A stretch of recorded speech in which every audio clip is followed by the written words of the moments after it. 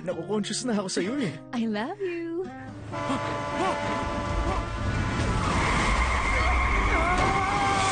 Bawat isa sa atin may itinatagong lihim.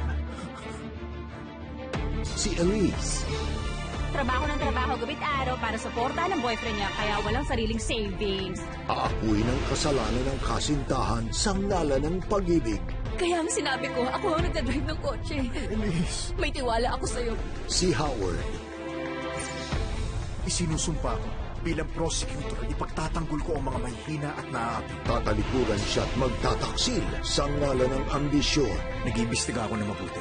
Hindi ka dapat mag-alala. At si Dominic,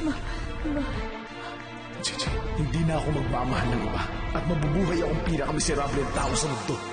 hahamakin ang lahat sa ngalan ng paghihiganti. Yung namatay na victim, ang babaeng mahal niya na higit pa sa buhay niya.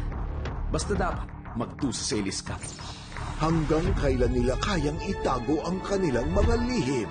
Ang dapat niya, humingi tayo ng tawad at ipagdasal natin ang katahimikan ng mag-ina. Yung totoo lang ang dapat mong sabihin. I'm sorry. Hindi papasa ang simpleng sorry. Masakit yung ginawa mo sa akin. Hanggang kailan nila kayang takasan ang katotohanan. Magpakasal tayo. Anong pwede mong gawin para sa akin?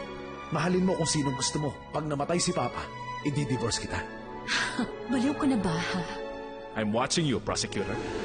Ito ang Korean novelang pinarangalan at pinag-usapan. At bilang district prosecutor, nire-recommenda ko na si Elise Cup ay mabilanggo ng 5 taon. Isang obra maestrang hahamon sa konsepto natin ng pag-ibig. Secret Love.